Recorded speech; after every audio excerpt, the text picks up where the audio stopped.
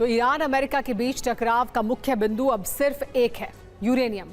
वो यूरेनियम जिसे अमेरिका या किसी तीसरे देश को सौंपकर नष्ट करने की डील ट्रंप करना चाहते हैं। लेकिन इस डील पर ईरान की तरफ से अमेरिका को हरी झंडी तभी मिल सकती है जब वो ईरान की $24 बिलियन की संपत्ति रिलीज करेगा। लेकिन ट्रंप हैं कि इस विषय पर चुप्पी साधे बैठे हैं और एक ऐसे कार्यक्रम को गति दे रहे हैं जो युद्ध की इस आग को और भी ज्यादा भड़का सकता है। अब सवाल यह है कि ट्रंप ऐसा क्यों कर रहे हैं, वो किस दुविधा में घातक फैसले ले रहे हैं। जवाब इस रिपोर्ट में देखिए। ट्रंप लेंगे यूरेनियम, खत्म नहीं होगा रण। और टेनेसी की अति सुरक्षित न्यूक्लियर लैब में ऑपरेशन मलबे से यूरेनियम का ब्लूप्रिंट भी तैयार कर लिया गया है। लेकिन तेहरान ने अमेरिका की साजिश के आगे $24 बिलियन यानी 2 लाख करोड़ रुपए का ऐसा बारूदी रोड़ा अटका दिया जिसने टीम ट्रंप के पसीने छुड़ा दिए। उनके मुताबिक ईरान युद्ध काफी हद तक वियतनाम युद्ध जैसा होता जा रहा है। वियतनाम में हमने वर्षों बातचीत की, लेकिन अंत में उत्तरी वियतनाम ने पूरे क्षेत्र पर नियंत्रण कर लिया। हम सौभाग्य से अपनी सेनाओं को सुरक्षित निकाल पाए थे। ये युद्ध उसी विनाशकारी दिशा में आगे बढ़ रहा है। एनबीसी को दिए इंटरव्यू में खुद ट्रंप ने कहा कि ईरान पर बहुत तेजी से कार्रवाई की जा रही है। 3 महीने बीत चुके हैं और इसी महीने में इसका अंत चाहते हैं। जबकि वियतनाम युद्ध 19 साल तक चला था। ईरान परमाणु हथियार हासिल नहीं कर पाएगा।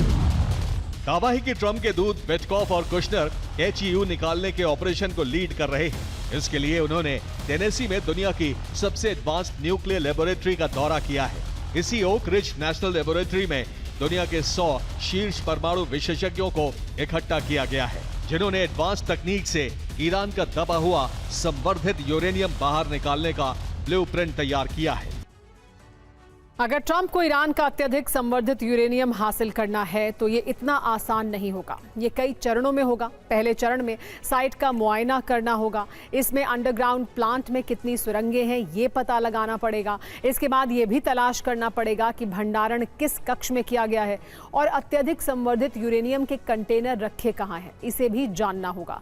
इसके बाद अमेरिका को दूसरा स्टेप ये उठाना होगा कि साइट का रेडियोलॉजिकल सर्वे कराया जाए, यानी इस क्षेत्र में विकिरण का स्तर क्या है, कहीं रेडिएशन का रिसाव तो नहीं हो रहा, कहां संरचनात्मक ढांचे में कोई जोखिम तो नहीं है, यह भी पता लगाना होगा। इसके बाद तीसरे चरण में स्पेशल टीम को उस न्यूक्लियर प्लांट में भेजना पड़ेगा जहां संवर्धित यूरेनियम है। इस टीम में न्यूक्लियर साइंस के विशेषज्ञ होंगे, न्यूक्लियर प्लांट को समझने वाले इंजीनियर होंगे। इसके अलावा यूरेनियम और प्लांट का निरीक्षण करने वाले भी शामिल होंगे। क्योंकि अमेरिकी खुफिया रिपोर्टों से पता चलता है कि जून 2025 में जब ऑपरेशन मिडनाइट हैमर हुआ था, उसमें इस्फहान परमाणु केंद्र पर भीषण बमबारी की गई थी। लेकिन ईरान का अत्यधिक संवर्धित यूरेनियम का भंडार नष्ट नहीं हुआ, बल्कि वो मलबे और पहाड़ों की सैकड़ों फीट गहराई में दब गया। और इस समय दुनिया के 100 न्यूक्लियर वैज्ञानिक जिस लैब में हैं, वहां बने ब्लूप्रिंट के अनुसार मोबाइल प्रोसेसिंग यूनिट ही एक विकल्प है। इस विकल्प के इस्तेमाल से ही यूरेनियम को डिटेक्ट किया जाएगा। रोबोटिक हैंड की मदद से ही किसी भी गतिविधि को अंजाम दिया जाएगा और यही रोबोटिक हैंड यूरेनियम की पैकेजिंग और लोडिंग करेंगे, जिसके बाद ट्रांसपोर्टेशन की कार्रवाई शुरू होगी। यानी न्यूक्लियर कंटेनर को रोबोटिक हैंड से ही खास ट्रकों पर लोड किया जाएगा। इन ट्रकों का संचालन भी मैनलेस यानी ऑटोमेटिक होगा या रिमोट सिस्टम से होगा और फिर इस यूरेनियम को किसी सुरक्षित परमाणु भंडार गृह में पहुंचाया जा सकेगा। क्योंकि ईरान कागजी वादों पर झुकने को तैयार नहीं है, न ही ट्रंप को संवर्धित यूरेनियम सौंपने के लिए तैयार है कि बातचीत पूरी तरह से गतिरोध में फंस चुकी है। गेंद ट्रंप के बाले में डाल दी गई है। ईरान की फ्रीज की गई संपत्ति की शर्त बरकरार है, यानी MOU होते ही $24 बिलियन में से $12 बिलियन रिलीज हों और बाकी के $12 बिलियन भी 1 से 2 महीने में ही मिलना चाहिए।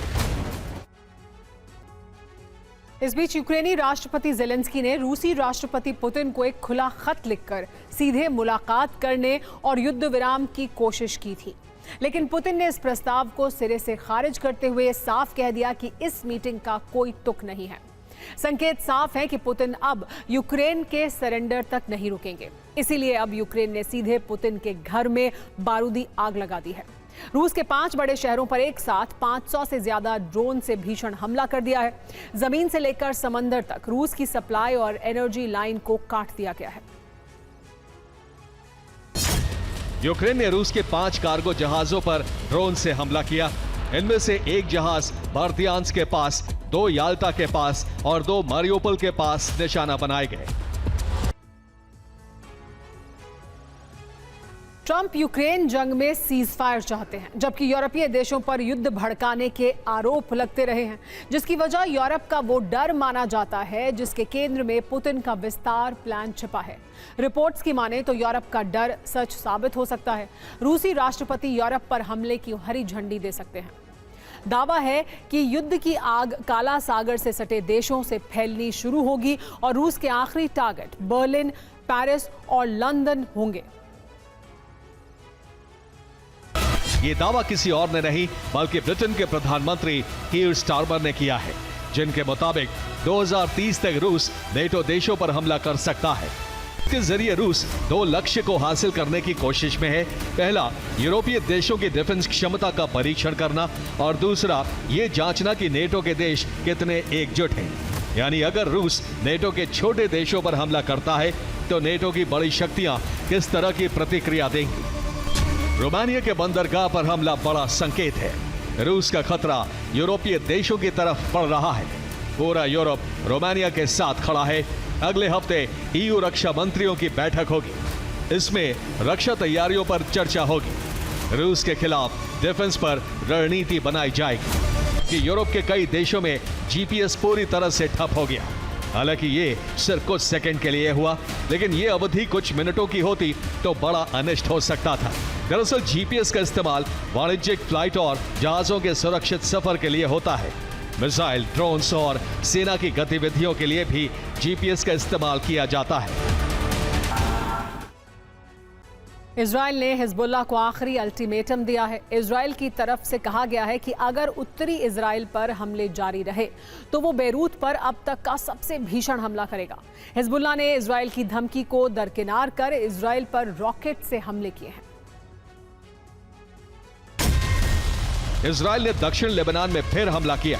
इजरायली हमले में 5 लोगों की मौत हो गई। इजराइल ने जेबदिन नाम के इलाके पर बमबारी की है। शुक्रवार को हिजबुल्लाह ने 13 बार हमले किए। इजराइल की तरफ रॉकेट से प्रहार किया गया। एयर डिफेंस से हिजबुल्लाह के हमलों को नाकाम किया गया। ईरान लेबनान का गलत तरीके से इस्तेमाल कर रहा है। लेबनान का इस्तेमाल अमेरिका पर दबाव के लिए हो रहा है। ईरान के इशारे पर ही हिजबुल्लाह हमले नहीं रोक रहा है।